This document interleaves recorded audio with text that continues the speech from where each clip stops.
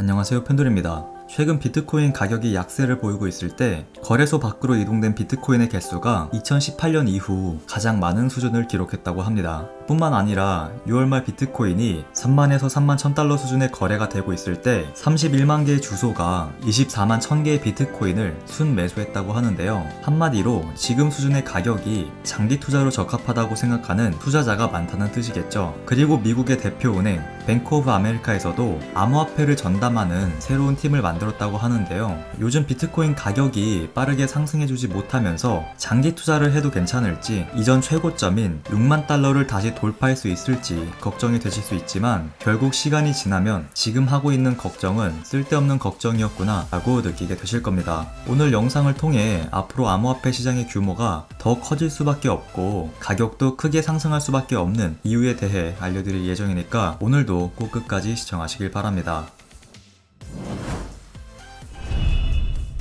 먼저 비트코인 일봉 차트부터 보도록 하겠습니다. 오늘도 가격에 큰 변화가 없죠. 이미 가격적인 부분에 대한 분석은 최근 영상을 통해 많이 알려드렸기 때문에 투자 전략에 대해서만 간단하게 다시 짚고 넘어가자면, 최근에 장기 투자하기로 마음 먹으신 분들은 혹시라도 가격이 더 하락할 경우 추가 매수해서 평균 단가 최대한 3만 달러대로 맞추실 것을 추천드리고요. 그리고 단기 투자하시는 분들은 15분봉이나 60분봉을 참고해서 지지와 저항 잘 확인하시고 여러분들이 설정한 투자 전략대로 잘 대응하시면 되겠다라고 말씀드릴 수 있습니다.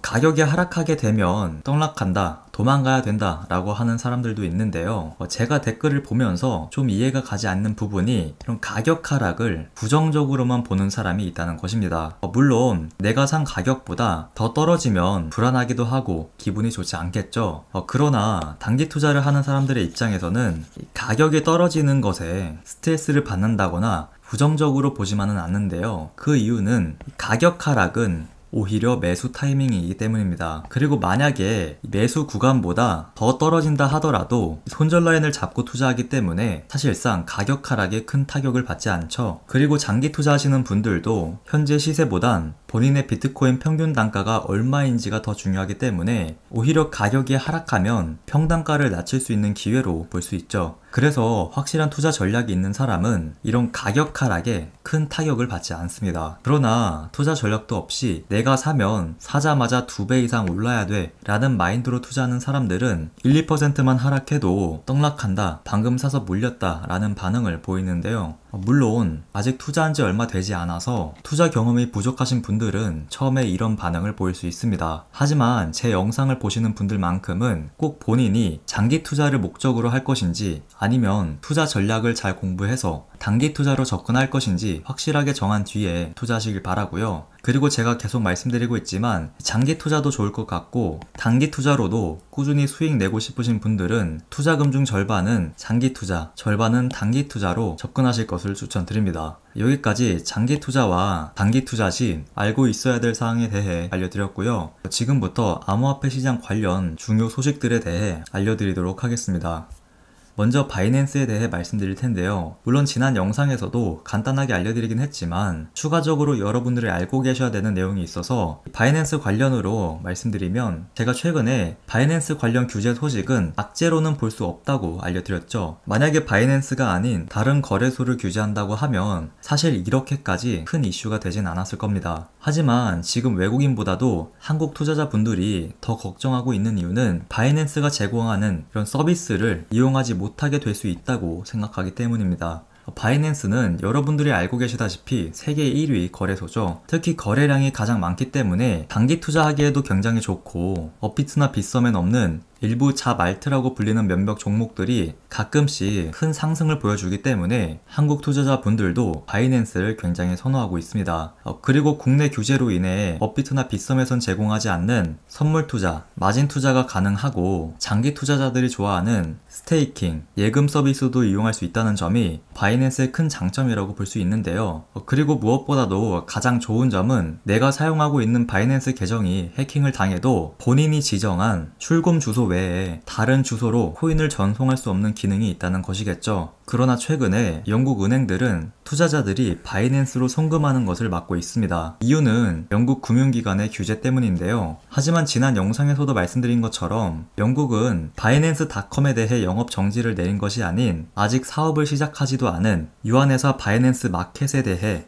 영업 중지 명령을 내린 것이기 때문에 실제로 영국인들이 바이낸스를 이용하는 데는 아무런 지장이 없습니다. 그리고 제가 계속 강조해 드리지만 금융당국이 바이낸스를 상대로 사기나 횡령, 먹튀 등을 이유로 영업을 제한하는 것이 아닌 금융당국의 라이센스를 취득하지 않았다는 이유로 바이낸스 마켓에 대해 영업 중지 명령을 내린 것이라고 말씀드렸죠. 근데 또 여기서 웃긴 게 각국 정부에서 바이낸스를 상대로 영업에 대해 규제를 하고 있지만 암호화폐 시장에 대한 과세 가이드라인만 내놓고 있을 뿐 투자자 보호를 위한 명확한 가이드라인은 내놓지 못하고 있습니다. 그리고 몇몇 국가에서는 바이낸스는 자금 세탁 등 많은 금융 범죄를 저지르고 있다라고 하는데 현실은 미국 국세청과 같은 법 집행 기관이 바이낸스의 도움을 받아서 범죄 자금 세탁, 테러 자금 조달과 같은 범죄를 단속하고 있습니다. 최근에는 사이버 공격을 통해 5억 달러 이상의 자금을 세탁한 혐의가 있는 사이버 범죄 조직을 검거하는데 도움을 주었다고 하는데요. 이렇게 2021년도에 바이낸스가 수사 의뢰에 협조한 것만 벌써 5,600건 정도라고 합니다.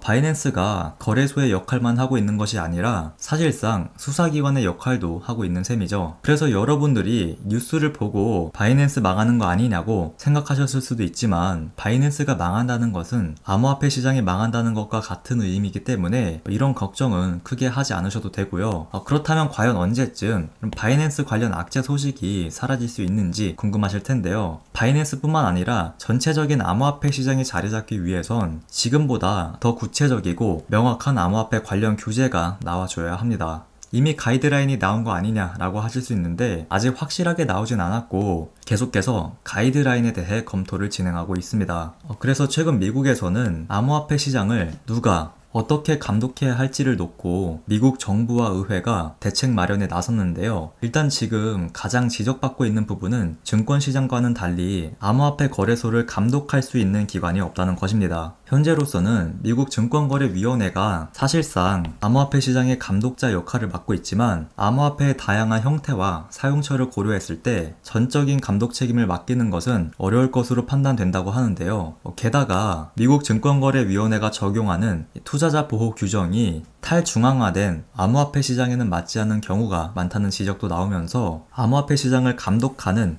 규제 기관을 따로 만들어야 된다는 의견도 나와주고 있습니다.